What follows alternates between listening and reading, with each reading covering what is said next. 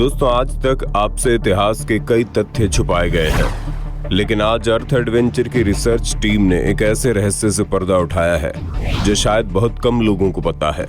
लेकिन इस रहस्य को जानने के लिए आपको इस वीडियो को पूरा देखना पड़ेगा।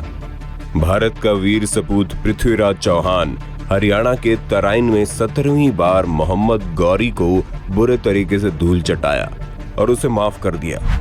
लेकिन हमारे भारत में एक कपटी जयचंद भी मौजूद था, जिसके धोखेबाजी की वजह से तुर्की से आया हुआ मोहम्मद गौरी पृथ्वीराज चौहान को 18वीं बार हुए युद्ध में हरा दिया।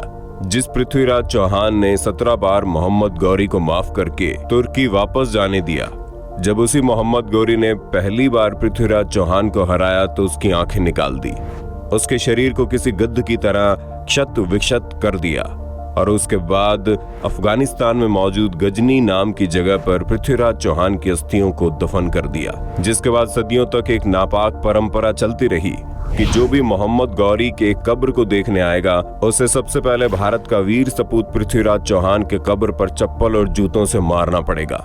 भारत का विदेश मंत्री खुद अफगानिस्तान जाकर इस नजारे को देख कर आया, लेकिन प्रधानमंत्री से लेकर राष्ट्रपति तक भारत में एक भी ऐसा मर्द नहीं था जो पृथ्वीराज चौहान की अस्थियों को उठाकर भारत ले आए। लेकिन तभी एक शख्स सामने आया, एक ऐसा खतरनाक शख्स जिसने पहले फूलन देवी की हत्या की और फिर भारत के सबसे मजबूत तिहाड़ जेल से फरार हुआ और फिर अफगानिस्तान के तालिबानी आतंकवादियों को चकमा देकर अपने माथे पर कफन बांधकर और दोनों हाथों में पृथ्वीराज चौहान की अस्थियों को लेकर भारत वापस आ गया। जी हाँ दोस्तों, हम बात कर रहे हैं उत्तराखंड के रुड़की में जन्मे शेर सिंह राणा की। एक ऐसा शख्स जिसके सिर्फ नाम के साथ है शेर, शब्द जुड़ा ही नहीं बल्कि ये वास्तव में किसी शेर से कम नहीं था। आगे इस वीडियो को ध्यान से सुनिएगा और देखिएगा, क्योंकि आपके लिए इस शख्स के बारे में जानना बहुत जरूरी है। दोस्तों, आपको बता दें, शेर सिंह राणा और पंकज सिंह का जन्म 17 मई 1976 में रुड़की में हुआ था। उस वक्त उत्तर प्रदेश से उत्तराखंड अलग नहीं हुआ था, इसलिए उसका जन्मभूमि उत्तराखंड को नहीं बल्कि उत्तर प्रदेश को माना जाता है। ये वही वक्त था जब चंबल में डाकुओं का राज चलता था और फूलन देवी वहां की सबसे कुख्यात डाकुओं में से एक थी। फूलन देवी एक ऐसा नाम था जिसका नाम सुनकर सिर्फ चंबल ही नहीं बल्कि पूरे देश भर के लोगों में डर का माहौल पैदा हो जाता था। लगभग पूरा भारत फूलन देवी को बैंडेड क्वीन के नाम से जानता था, यानी डाकुओं की सुंदरी। जब शेर सिंह राणा महज 4 साल के थे, उसी वक्त फूलन देवी ने किसी बात का बदला लेने के लिए 22 राजपूतों को एक लाइन से खड़ा करके उन्हें गोली मार दी और गोली मारने के बाद फूलन देवी प्रशासन के सामने आत्मसमर्पण कर दी। लगभग 11 साल का वक्त बीत जाने के बाद फूलन देवी रिहा हो गई। और आप तो जानते हैं ना कि अगर आप एक कुख्यात अपराधी हैं तो भारतीय राजनीति में आपके लिए बहुत अधिक स्कोप है। और ऐसा ही हुआ फूलन देवी के साथ भी। एक ऐसी महिला जो चंबल की सबसे खतरनाक डाकू हुआ करती थी, अब वो उत्तर प्रदेश के मिर्जापुर जिले से चुनाव जीतकर लोकसभा सांसद के रूप में दिल्ली में रहने लगी। वहीं दूसरी तरफ शेर सिंह राणा बड़ा हो चुका था और उसके दिलो दिमाग में अभी भी उन 22 राजपूतों की हत्या का गुस्सा पल रहा था। एक दिन शेर सिंह राणा फूलन देवी से मिलने के लिए दिल्ली जाता है और फिर घर के गेट पर फूलन देवी को गोली मारकर अपने राजपूत भाइयों की मौत का बदला ले लेता है। और यहीं से शुरू होती है शेर सिंह राणा के अदम्य साहस की असली कहानी। दोस्तों, ये तो बस ट्रेलर था, आगे पूरी पिक्चर बाकी है, वीडियो को पूरा देखना। फूलन देवी की हत्या के महज 2 ही दिन बाद शेर सिंह राणा देहरादून में पुलिस के सामने आत्मसमर्पण कर देता है और अपना जुर्म स्वीकार कर लेता है। शेर सिंह राणा के ऊपर लंबा चौड़ा केस चलता है और केस चलने तक अदालत ने शेर सिंह राणा को तिहाड़ जेल में बंद करने का आदेश दिया। जेल जाते वक्त शेर सिंह राणा बोलता है कि तुम लोग मुझे भारत के किसी भी जेल में बंद कर दो, लेकिन जेल की सलाखें मुझे ज्यादा दिन तक कैद नहीं रख पाएंगी। हर किसी को यकीन था कि तिहाड़ जेल भारत का सबसे अधिक सिक्योरिटी वाला जेल है, वहां पर एक परिंदा भी पर नहीं मार सकता। लेकिन वो वक्त था 17 फरवरी 2004, जब शेर सिंह राणा बिल्कुल किसी फिल्मी अंदाज में तिहाड़ जेल के एक सुरक्षाकर्मी को चकमा देकर जेल से फरार हो गया। दरअसल उस दिन हुआ ये कि अचानक से 3 लोग जो उत्तराखंड पुलिस की वर्दी पहने हुए थे, वे तीनों अज्ञात पुलिस से तिहाड़ जेल आते हैं और वे लोग तिहाड़ जेल के अधिकारियों को बोलते हैं कि वो एक केस के सिलसिले में हरिद्वार की एक अदालत में पेशी के लिए शेर सिंह राणा को लेने आए हैं। वो अपने साथ हथकड़ी और अदालत में राणा की पेशी करने का ऑर्डर कॉपी भी साथ लेकर आए थे। तिहाड़ जेल के अधिकारियों ने ऑर्डर की कॉपी देखी और शेर सिंह राणा को बैरक से निकालकर उन फर्जी पुलिस वालों को यानी शेर सिंह राणा के साथियों को बहुत ही आसानी से सौंप दिया और वे तीनों फर्जी पुलिस शेर सिंह राणा को लेकर वहां से फरार हो जाते हैं। देखते ही देखते शेर सिंह राणा पूरे भारत भर में मशहूर हो जाता है कि भारत के सबसे अधिक सिक्योरिटी वाले जेल तिहाड़ जेल से एक अपराधी भाग निकला। पूरे देश में मानो हड़कंप मच गया था। लेकिन महज 2 साल बाद ही 17 मई 2006 के दिन शेर सिंह राणा को कोलकाता में फिर से गिरफ्तार कर लिया गया। लेकिन जेल से निकलने और दोबारा गिरफ्तार होने के बीच जो 2 साल का वक्त गुजरा, उन 2 सालों में एक ऐसा कारनामा हुआ जिसे सुनकर आपका सीना गर्व से चौड़ा हो जाएगा। कंधार में हुए विमान हाईजैक के मामले में तो लगभग आप सभी को पता होगा। जब तालिबान के आतंकवादियों ने भारत के एक हवाई जहाज को कंधार में हाईजैक करके कब्जे में ले लिया था, उस वक्त के तत्कालीन विदेश मंत्री जसवंत सिंह जब अफगानिस्तान गए तो उस समय उन्हें गजनी में पृथ्वीराज चौहान की समाधि के बारे में जानकारी हुई।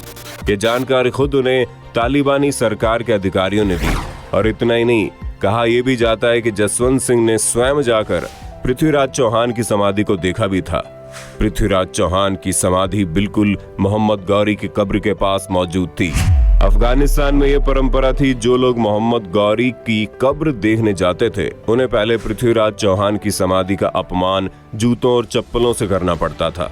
जसवंत सिंह ने जब भारत आकर इस बात का खुलासा किया तो इस बयान को समूचे भारतीय मीडिया ने बढ़ चढ़कर देश की जनता के सामने रखा। भारत का हर एक नागरिक, नेता से लेकर अभिनेता तक पृथ्वीराज चौहान की अस्थियों को भारत में वापस लाने के लिए शोर मचाने लगे। लेकिन यहाँ एक भी शख्स ऐसा मौजूद नहीं था जो वास्तव में पृथ्वीराज चौहान की अस्थियों को भारत लाने की ताकत रखता हो। लेकिन जब शेर सिंह राणा को इस बात का पता चला तो उन्होंने सम्राट पृथ्वीराज चौहान की समाधि के अवशेष सम्मान के साथ भारत वापस लाने का प्रण ले लिया। जिसके बाद वो जेल से फरार हुए और रांची जाकर वहां फर्जी पासपोर्ट बनवाया। फर्जी पासपोर्ट बनवाने के बाद शेर सिंह राणा कोलकाता पहुंचे और बांग्लादेश का वीजा बनवाने के बाद वहां से तुरंत बांग्लादेश के लिए निकल गए।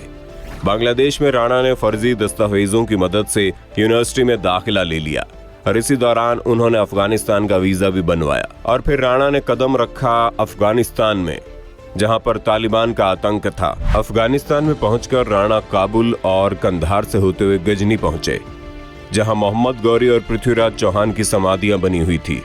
तालिबानियों की जमीन पर हर एक कदम आगे बढ़ाना अपनी मौत का सामना करने के बराबर था। किसी तरह करके शेर सिंह राणा ने तालिबानियों के गढ़ में 1 महीने का वक्त गुजार दिया और इस दौरान वो पृथ्वीराज चौहान की समाधि को ढूंढने में लग गए। आखिरकार उन्हें वो जगह मिल ही गई और वहां शेर सिंह ने पृथ्वीराज चौहान का अपमान अपनी आंखों से देखा और अपने कैमरे में कैद किया। जिसके बाद शेर सिंह राणा ने अपने माथे पर कफन बांधकर अपनी जान हथेली पर रखकर पृथ्वीराज चौहान की आँखियों को निकालने की पूरी प्लानिंग अच्छे से कर ली। और आखिरकार वो दिन आ ही गया जब पूरे प्लान के मुताबिक शेर सिंह राणा ने पृथ्वीराज चौहान की समाधि की खुदाई की और अवशेषों को निकालकर सम्मान पूर्वक भारत ले आया। ये पूरी घटना को अंजाम देने में राणा को लगभग 3 महीने का वक्त लगा। उसने हर एक लम्हे का वीडियो भी रिकॉर्ड कर लिया था ताकि भारत आकर वो अपनी बात को साबित कर सके। बाद में राणा ने अपनी मां की मदद से गाजियाबाद की एक जगह पर पृथ्वीराज चौहान का मंदिर भी बनवाया, जहां पर उनकी अस्थियां रखी गई हैं। हालांकि आज तक शेर सिंह राणा के इस घटना की आधिकारिक पुष्टि नहीं हो पाई, लेकिन जिसने भी इस कहानी को सुना उसका सीना गर्व से चौड़ा हो गया, क्योंकि वो शख्स तिहाड़ जेल से भागा था। इसलिए जगह जगह पर उसकी खोज अब तक जारी थी। जांच एजेंसियों को खबर लगती है कि कोलकाता में एक ऐसा आदमी है जो हिंदी अखबार को ढूंढ रहा है और लगातार हिंदी अखबार को खरीद रहा है। जांच अधिकारियों को शक हुआ और उसने तुरंत उस आदमी को गिरफ्तार कर लिया, जिसके बाद पता चला वो कोई और नहीं बल्कि शेर सिंह राणा है, जो तिहाड़ जेल से भाग निकला था। साल 2006 में कोलकाता के गेस्ट हाउस में दिल्ली पुलिस ने उन्हें गिरफ्तार कर दोबारा तिहाड़ जेल भेज दिया, जिसके बाद जेल के अंदर से ही शेर सिंह राणा ने द जेल डायरी तिहाड़ से काबुल कंधार तक और एंड ऑफ बैंडिट क्वीन नाम की किताब को लिखा हाल ही में एक फिल्म बनी थी जिसका नाम था द बैंडिट क्वीन, जिसमें शेर सिंह राणा के किरदार को बखूबी दिखाया गया और उनके किरदार को अभिनेता नवाजुद्दीन सिद्दीकी ने बेहतरीन बना दिया था। दोस्तों, एक अपराधी के ऊपर इस वीडियो को बनाने का हमारा एक ही तात्पर्य है कि उसने भारत के वीर सपूत पृथ्वीराज चौहान के सम्मान के लिए जो भी किया वो वाकई में साहसिक था, लेकिन भारत के कानून की अवहेलना करने की वजह से वो एक अपराधी भी था और इसीलिए वो आज भी जेल में अपनी सजा काट रहा है। दोस्तों, ये जानकारी आपको कैसी लगी? और अगर आप पृथ्वीराज चौहान के बारे में और अधिक डिटेल में जानना चाहते हैं तो आप हमें कमेंट करके जरूर बताना। हम अपनी अगली वीडियो इसी टॉपिक पर बना देंगे।